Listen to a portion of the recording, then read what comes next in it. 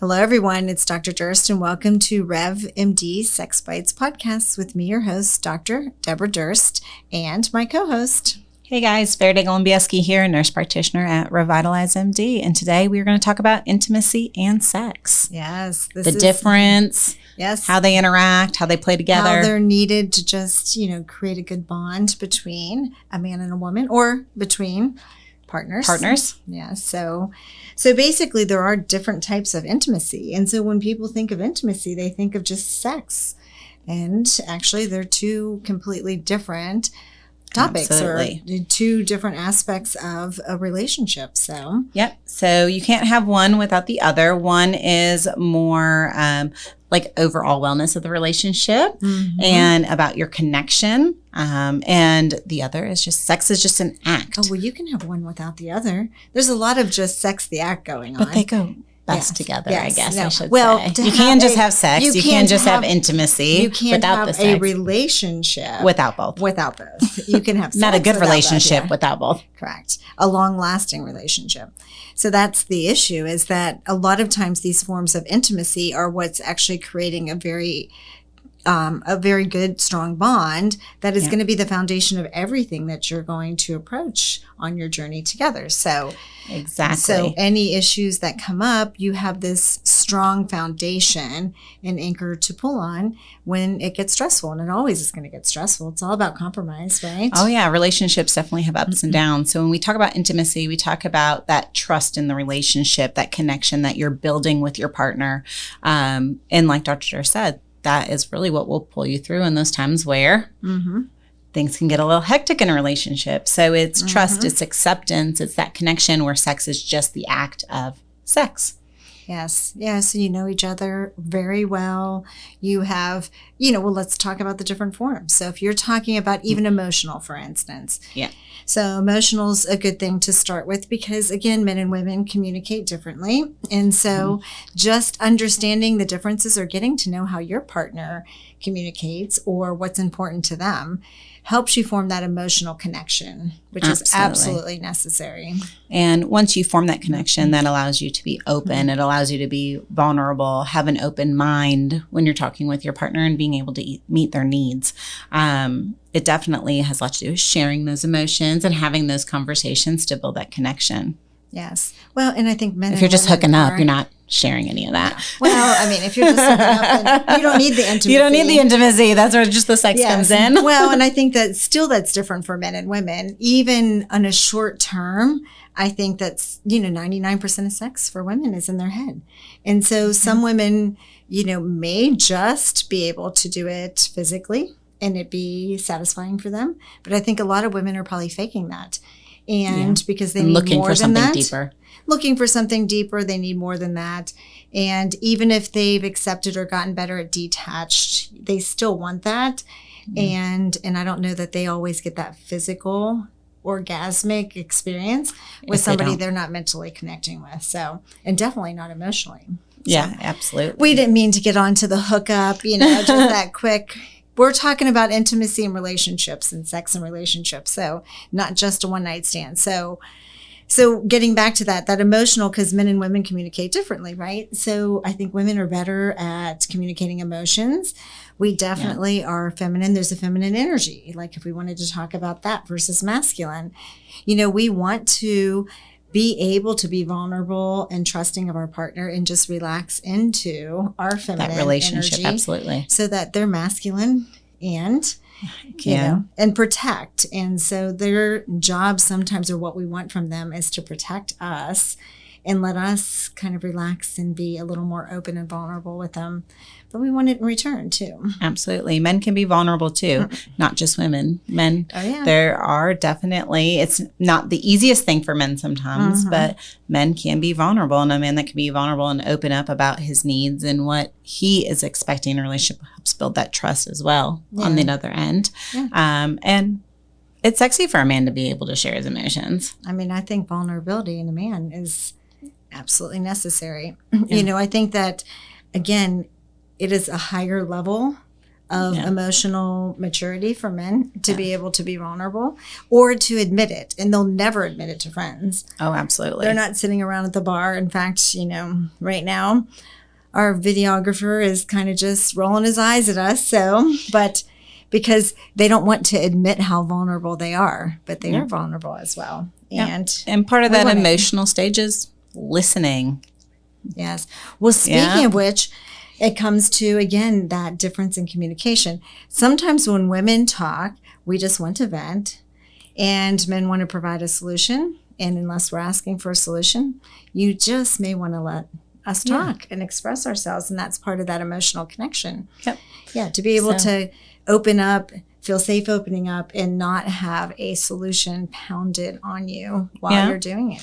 I think there's also a thing to be said about the difference between hearing and listening, right? You can hear what I'm saying, but are you listening? Are you actually taking in what I'm trying to say, how I feel?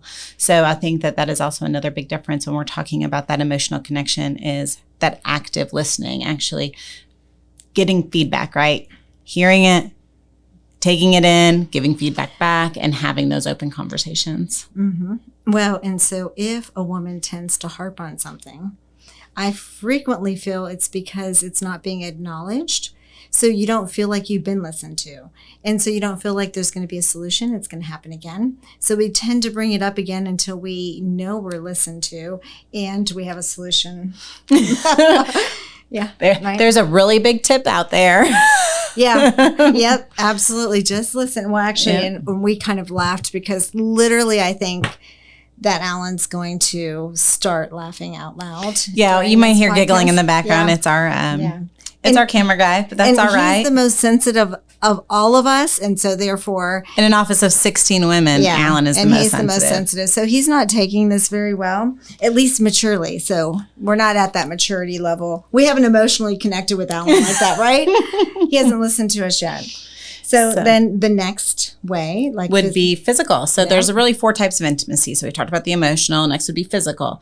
So physical, you think, oh, touchy. Well, no, not necessarily. It is doing things together, being active together, dates, movie nights, conversations. Yep. So it is that spending time, touching, snuggling, sitting together. So there is that physical connection, but that doesn't necessarily mean sex. No, really just being close, like watching the moon together. Like, it was a full moon last night. Something along those lines where you're just spending time together and close and not even necessarily touching. It's physical closeness, because sensual is another form of intimacy, and sensual is more that touching. And again, not sex, but just touching, caressing, cuddling, kissing. But not the actual act of sex. Yes. Yeah. And I think that I think that if men understand that women need a lot of that, and a lot of men do too. Oh, yeah. But I think that women, it's probably a little more important. It kind of almost is that foreplay prolonged, even if it doesn't lead to sex, but sensual connections and intimacy is so important. Absolutely. And that's that physical touch. That is not sexual intercourse. Correct. Not any kind of sexual intercourse, just the touch. So we want to be close. We want to emotionally connect. We want to communicate and be honest and trusting. And we want to caress and have some, some build up to the actual last form of intimacy, which is sex. Yep. It is that sexual. It is that form of sex that feels pleasurable. So that could be more than intercourse. That can be different forms of sex. More it's than what just is good. penetrative. Yeah. Exactly. So it's what feels good for you. What's pleasurable for you. What's pleasurable for your partner. And that can vary significantly person to person, couple to couple, relationship to relationship. It is not always just a one-sided penetration intercourse. It can be other things. So it's sex, which is pleasurable for you, pleasurable for your partner, what is good for your relationship.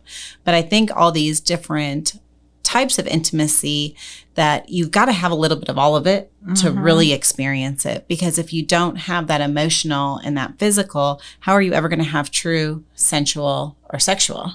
How are you ever going to be comfortable to say, yes, this is pleasurable. No, I don't like it when you do this. Man, I really like it when you do that. You have to have that trust built to have those type of conversations with your partner. So it's really important in relationships for that intimacy. Well, and I think that's when it comes into like allowing your partner to express what they like or dislike and accepting it. So it comes almost into that kind of even kink shaming arena. Oh, absolutely. Where, it's better for you to know and to be open and be trusting and communicate fully what you like and don't like in your partner as well, because otherwise they might have something a little kinky they like, and not kink shaming them when they bring it up it helps with that trust and that intimacy, that you want to develop in a relationship. And again, and if it's not something you're into, that's fine, but at least you'd be able to be comfortable to say, to talk about it. Yeah. I get you like that. I'm not good with that, but maybe we could try this. Yes. And then get feedback back and forth. I think there's always compromise in a relationship in all places.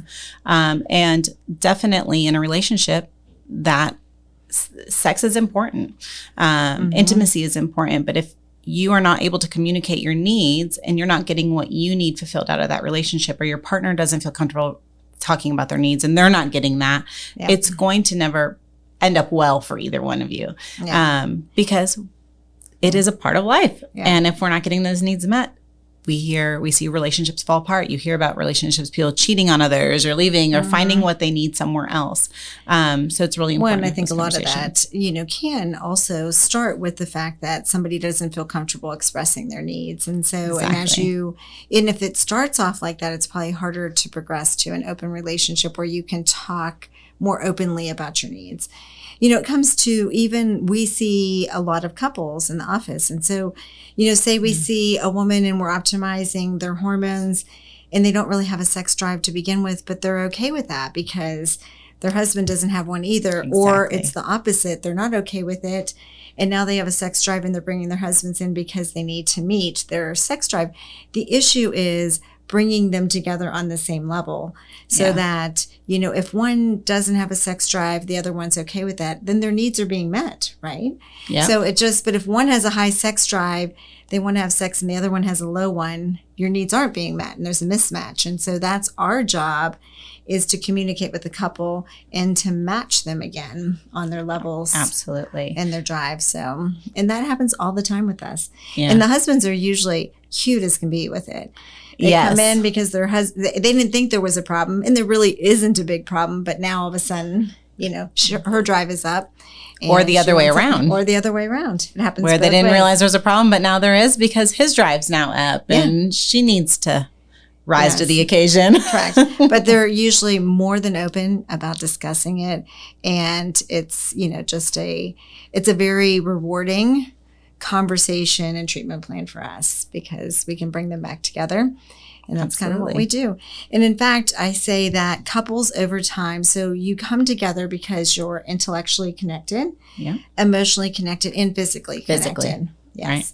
And so basically when you enter a relationship, frequently sex is happening all the time, right? And that physical attraction is there, but you have the emotional and the intellectual. And then over time, women and men are different. They grow apart in different ways. And so they're still emotionally and intellectually connected. But then if we were to talk about like the physical, frequently women with childbirth and hormonal changes are their decreased sensitivity and orgasmic strength, little laxity, maybe not as tight in the man. So that drive's not there, and that's slowing down on their end, where the man's like, hey. And then even with the and man, then that happens. Well, that's the last thing that goes with men is the sex drive, where it's the first thing that goes with women with hormonal decline, last thing that goes with men. But what happens with men is their erections aren't as strong, aren't as hard, aren't as consistent. So they want to rush through something and the women need more time. So our job is to bring them back together so that they now are physically connected again. Absolutely. Because those changes are a natural progression with age. So you kind of want to be like the Planet Fitness of a no judgment zone. It's true. But still doesn't mean that you have to do all the things that you're not comfortable with, but you got to have a no judgment and be open to talk about it. That's right. Planet Fitness, Planet You want to be like Sex Fit. right? Planet Sex Fit. That's No judgment zone. Doesn't mean you have to do all the things, but That's definitely be right. open to talk about them. When it comes down to sex, that is just the act of sex. And again, there can be those times where it's just that, but that's not involved in a relationship. And in a relationship, sex is just one part of it. And there's the intimacy, which is emotional and physical and sensual, and then sex. Exactly. So that's all part of it. And that's how you make a really solid foundation in a relationship that basically is your anchor for everything else. And Absolutely. So that's how you get through things. So hopefully that helps. If you have any comments or questions, then let us know, like and subscribe, hit the bell, share with friends, and maybe we'll do this one live sometime. So that would be people fun. can So you get guys on can and put your kind of questions. ask questions and give input and open up conversations. That'd be fun. Yeah. Absolutely. Well, just remember, if It might turn into a Dear Abby, though. I don't know. That's true. Well, yeah, for us. Exactly. So if you want to deep dive into anything sexual wellness, then you just let us know. We're willing to do that. And just remember, we're here to revitalize your look, your health, and your sex life. Thank you. Thank you.